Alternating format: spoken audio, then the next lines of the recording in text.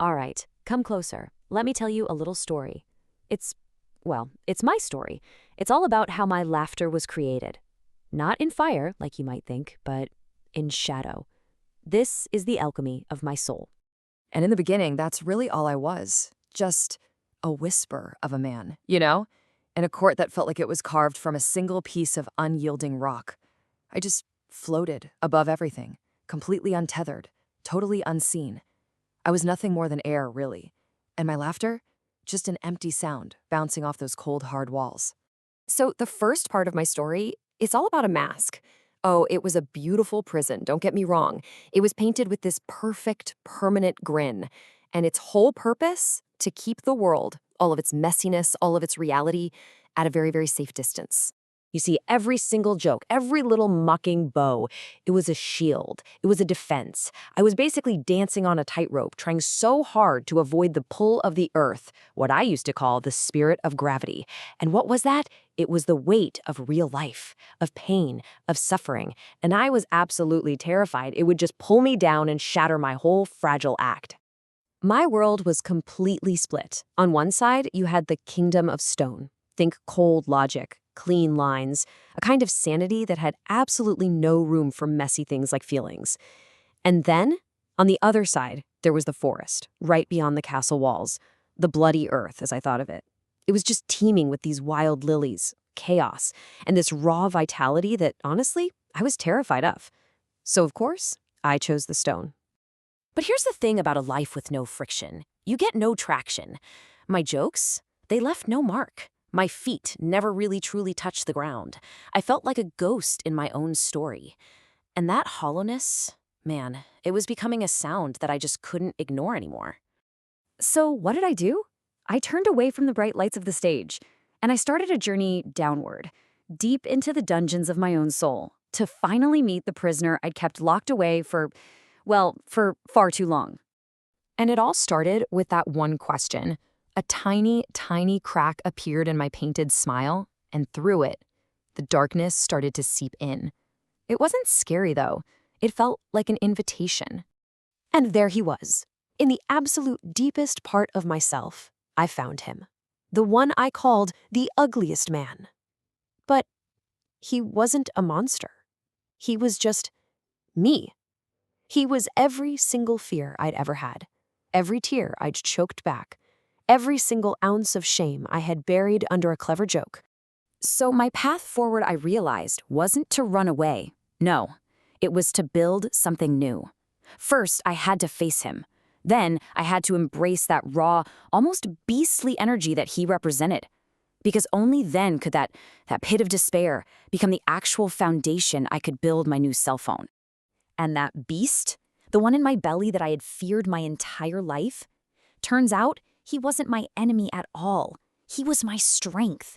He was the fire I'd been missing all along, that raw, untamed power that connects every single one of us to that bloody earth. So, with this new power, this new vitality, I put together the most important ceremony of my entire life.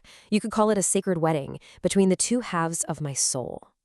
I took my golden masks, the symbols of order, of reason, what the old Greeks would have called Apollonian, and I physically carried them out of that stone kingdom.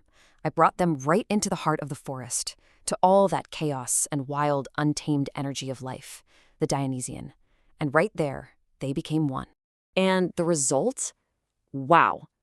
The only way I can describe it is a redemption in appearance. I finally learned how to place a mask of beauty not over a hollow, empty face, but right on top of the wild, blood-stained lilies of reality itself.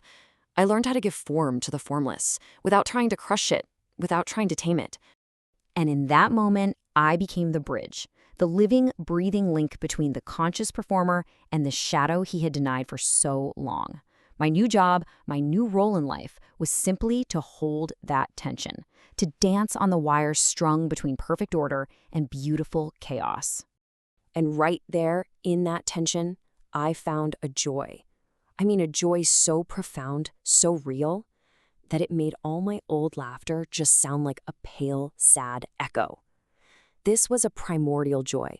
It was born from the earth itself, not cooked up in some cold, sterile hall of reason. This new joy, it taught me a completely new way to move, a new way to perform. It taught me how to play. I mean, how to truly play with the weight of the world itself. So I stopped living by the king's law, that cold, rigid thou shalt that was carved into the castle stone. Instead, I started to live by the law of a creative child, a joyful, even defiant, I will. I finally became the author of my own rules. And this is the crazy part, the central paradox of it all. That spirit of gravity, the very thing I ran from my whole life, it became my greatest ally. It was the anchor that finally gave my laughter some substance. It's what kept my joy from just floating away into another hollow, superficial performance. And all of a sudden, suffering, tragedy, even the heaviest stones the world could throw at me, they weren't curses anymore. They were just props, essential elements in this grand cosmic drama.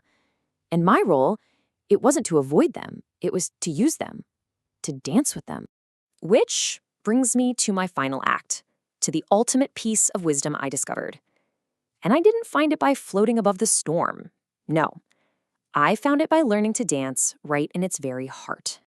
The wisest folks I know, they have a name for this. They call it amor fati. It literally means love of one's fate. But it's not about passive acceptance. Oh no, it's an active, passionate embrace of everything life throws your way. The joy, the agony, the beauty, the ugliness.